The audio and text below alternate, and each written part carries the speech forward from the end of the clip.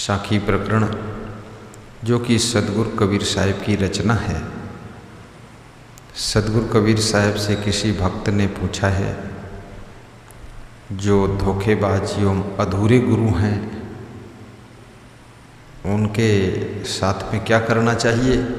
कबीर साहब कहते हैं उनसे सावधान रहिए और दूर रहिए अधकचरे लोगों से। उसके लिए साखी 159 नंबर कहा है, साहो चोर चीन्हे नहीं अंधा मति काहीन। बोलो, साहो चोर चीन्हे नहीं अंधा मति काहीन।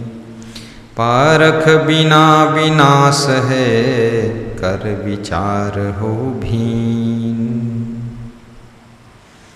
साहो माने होता है, एक तो साहू जाति होती है।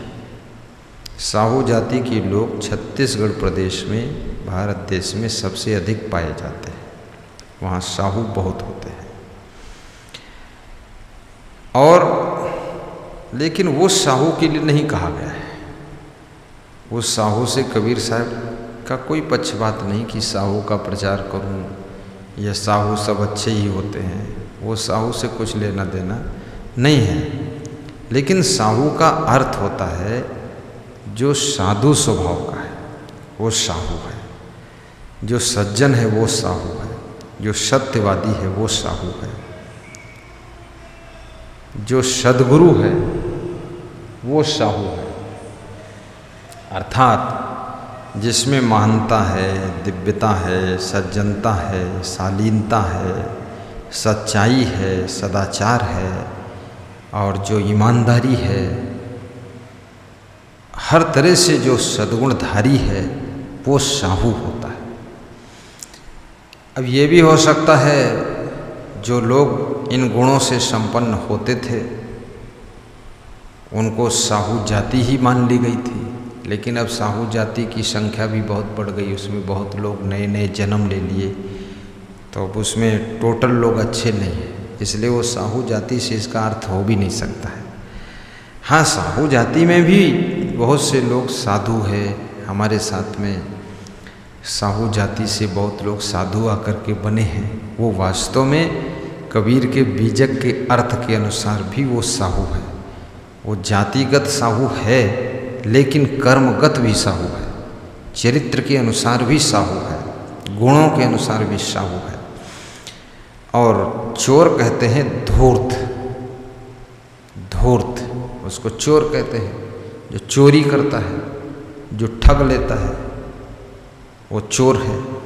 पारख कहते हैं परखना, जिस कला के द्वारा हम परखते हैं उसका नाम पारख है। और गुण दोष की पहचान करना ही पारख है। अच्छे बुरे की परख करना ही पारख है, इसको पारख कहा जाता है। कर विचार हो भीन, साहिब का भीन माने होता भिन्न हो जाना, अलग हो जाना, विलग हो जाना, पृथक हो जाना। विचार करके ऐसे धूर्त, चोर, ठग जो गुरुआ लोग हैं, भटकाने वाले हैं, उल्टा पल्टा ज्ञान देने वाले हैं, उनसे अलग हो जाना चाहिए, जो सही ज्ञान नहीं देते हैं। तो आइए अब इसका भावार्थ समझते हैं। ये तो शब्दार्थ हुआ। साहो चोर चीन्हे नहीं, चीन्हे ये देहाती ग्रामीण शब्द है। ये छत्तीसगढ़ में भी चलता है। छत्तीसगढ़ में जब किसी को बहुत दिनों के बाद लोग मिलते हैं फिर कहते हैं अरे उनको हम 20 साल बाद मिले और तुरंत वो चीन डारी से। उत्तर प्रदेश में कहते हैं कि अरे हमें तुम चीन पाओ कि नहीं चीन पाओ, चिन्हते हो कि नहीं चिन्हते हो। मतलब पहचानना, जानते हो कि नहीं जानते हो, चिन्हते हो कि नहीं जानते, यानी पहचानते हो कि नहीं पहचानते हो, ये चिन्हे का अर्थ होता है। चिन्ह अलग चीज़ है। चिन्ह लगाना यानी संकेत के लिए कोई निशान बना देना, वो अलग चीज़ है। चिन्हे का मतलब पहचान, इसका भी पहचान है अर्थ, पहचान लेना। साहु चोर चीन्हे नहीं अंधा मति काहीन। साहब कहते हैं जो कल्याणार्थी सच्चे संत सच्चे गुरु को नहीं पहचानता है, ठग और धूर्त और सच्चे सद्गुरु में भेद नहीं समझता है, उनकी पहचान नहीं जिसको है, तो साहब कहते हैं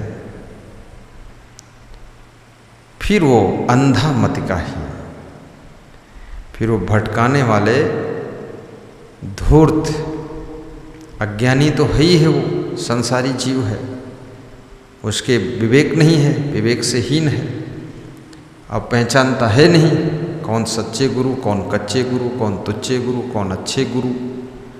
तो ऐसे ढोंगी पाखंडी गुरु के चक्कर में फंस जाते हैं और जिंदगी भर आडंबर में फंसे रहते हैं, खाम खा के काम करते रहते हैं, नशा करते रहते हैं, व्यसन में पड़े रहते हैं और व्यभिचार में पड़े रहते हैं। गुरु भी व्यभिचारी है और चेला भी उनका बना जो वो भी व्यभिचारी बन गया। गुरु चेला चुपके अपना खेल चलाते रहते हैं। साहु चोर चीन्हे नहीं अंधा मति काहीन, पारख बिना विनाश है कर विचार हो भीन। कबीर साहब कहते हैं बिना पारख हुए, बिना पहचान के सदैव तुम्हारा विनाश होगा, विनष्ट गति को प्राप्त होंगे, आप ठगाए जाओगे। इसलिए विचार करो और ऐसे ठग गुरुओं से और ऐसे धूर्त साधुओं से दूर हो जाओ। कितना धूर्त साधु है, साधु जैसा वेशभूषा बना करके और घूम रहा है और भोले भाले भक्तों को ठगता रहता है, और जो दान दक्षिणा देते हैं उससे बीड़ी पीता रहता है, पुड़िया खाता रहता है, व्यभिचार करता रहता है। वो पैसा उठा करके अपने घर में देता है, कोई लड़की उड़की में फंसा है वहाँ देता रहता है, बवाल मोबाइल में दुरुपयोग करता रहता है। अरे ये क्या ज़रूरत है, ज्ञान क्या देगा तुमको, खाम खा। अब आज के युग में तो सब साधु संतों को घूमना भी नहीं चाहिए, ये कोई धंधा नहीं। अगर आपका ज्ञान है, आपका आचरण ठीक है, वैराग्य कंप्लीट है, आप समाज को पलटा खिला सकते हैं, ज्ञान दे सकते हैं, आपके आचरण खुद न बिगड़ जाएं मानव समाज की भीड़ भाड़ में। अगर मजबूती है आपके अंदर तो ही आप भ्रमण कीजिए, अन्यथा एक आश्रम पर रहिए, वहाँ साधु संत की टोली बना करके एक दूसरे को सहयोग कीजिए, क्योंकि वहाँ जाने की ज़रूरत नहीं है। अब जिसको सत्संग सुनना है टीवी में सुन लेता है, मोबाइल के यूट्यूब में सुन लेता है, तरह तरह का ज्ञान मिल जाता है सब। तो पहले जैसा तो हुआ नहीं, मोबाइल में बात भी लोग कर लेते हैं, गुरुओं से कर लेते, महान पुरुषों से कर लेते हैं। तब ये अधकचरे साधुओं को और अधकचरे गुरुओं को, जो एकदम छल कपटी गुरु है, अपने आप गुरु बने बैठे घूम रहे हैं, ना कोई गुण है ना आचरण है, बस 10-20 कंठी माला रखते हैं अपने थैले में, जो मिल गया जिसको गुमराह कर पाए उसको पहना दिया, बस तुम चेला हो गए, हम गुरुजी हो गए। अरे ऐसे थोड़े चलता है। जब तक नहीं होता है पूर्ण त्याग और प्रेम, तब तक किसी भी सिद्धि का आना नहीं अच्छा, आना नहीं अच्छा। उपदेश गुरुजनों के भुलाना नहीं अच्छा, भुलाना नहीं अच्छा। अपने समय को व्यर्थ, अपने समय को व्यर्थ गंवाना नहीं अच्छा। उपदेश गुरुजनों के भुलाना नहीं अच्छा, भुलाना नहीं अच्छा। कल मेरे पास महाराष्ट्र है, एक श्री डोमा नाम के भक्त हैं, कलंभा से फोन आया था, नागपुर जिले में है। तो ऐसे नकली ढोंगी धूर्त साधुओं की गुरुओं की बातें वो बता रहे थे। सब कह रहे थे कि देखो सब हम लोगों से चंदा लेकर के और पैसा लेकर उगा करके और फिर आश्रम बनाया, और मैं वहाँ गया भक्तों की टोली लेकर के, जल भी नहीं पिलाया, स्नान भी नहीं करने दिया, आश्रम में बिस्तर भी नहीं दिया, हम लोग रात भर पड़े रहे, सुबह चाय भी नहीं पिलाया, अपमान भी किया, और हमें आया हुआ सुन करके रात में वो सवेरे उठकर 4 बजे भाग गया। वहाँ का महंत हमारे गांव आया था, बुलाया था और यहाँ से राशन भी ले गया था और सब फिर अपने मरने से पहले अपने भतीजों को आधा आश्रम लिख दिया उसने। तो ये भक्तों का कमाया हुआ धन तुम्हारे भतीजे के लिए कोई कमाया था? अब यही गुरु लोग धूर्त गुरु है, ऐसा गलत काम करता है। अपने भतीजे को आश्रम दे रहा है, अपने भाई को दे रहा है, और ये सब नौटंकी बनाते रहते लोग, मोह में फंसा हुआ है। ये नहीं करना चाहिए। आश्रम रहना चाहिए, वो संतों और भक्तों के कल्याण के लिए है, उनका आश्रय स्थल है, और गलत काम मत करो। और बता रहे थे कि वहाँ का साधु ऐसा है, वहाँ का साधु ऐसा है, वहाँ का अच्छा है, वहाँ का नहीं अच्छा है, और अब तो बड़ा बच के रहना पड़ेगा, सावधान रहना पड़ेगा। उसकी चेतना जागृत हो गई, सब आचार विचार देखा उसने। तो ऐसे अपनी चेतना को जागृत कीजिए और परखना सीखिए कौन सच्चा साधु है, कौन झूठा साधु है। अगर आप साधु बने हो तो आपकी श्रद्धा तो अपने गुरु में डबल होना चाहिए, और गुरु के साथ आपको रहना चाहिए। गुरु के पास क्या खाना पीना कपड़ा आदि नहीं मिलता है? गुरु के पास में क्या आपको प्रेम नहीं मिलता, रहने को नहीं मिलता है, या ज्ञान नहीं मिलता है? क्यों घूम रहे हो, क्या जरूरत है? गुरु की आज्ञा हो और गुरु तुम्हारी टोली बना दे और तुमको योग्य समझेगा, तब तुमको भेजेगा। क्योंकि संसार तो सागर है, संसार बहुत बड़ा भटकाव का जंगल है। यहाँ अच्छे अच्छे लोग भटक जाते हैं, गिर जाते हैं, चरित्र खो देते हैं, अपना वैराग खो देते हैं। इसलिए इस संसार में सबको घूमना भी नहीं चाहिए, बस गुरु के चरणों में रह करके अपना कल्याण करना चाहिए। और जिनको ज्ञान भी नहीं है, वैराग्य भी मजबूत नहीं है, गुरु के प्रति, अपने गुरु के प्रति श्रद्धा नहीं है, अब दूसरों को चेला बनाते घूम रहे हैं, स्वयं में चेला बनने का गुण नहीं। तो उनके लिए साहब कहते हैं ऐसे धूर्त लोग, इनको परखिए, अन्यथा तुम्हारा विनाश होगा।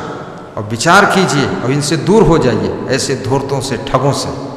सच्चे अच्छे गुरु का ज्ञान सुनिए, उनके द्वारा कल्याण कीजिए। सच्चे अच्छे संतों का आदर कीजिए, चाहे जो हो।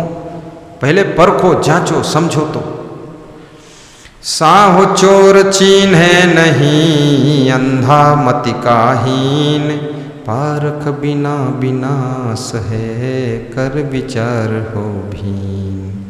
बोलिए सतगुरु कबीर देव की जय, श्री क्षमा देव की जय।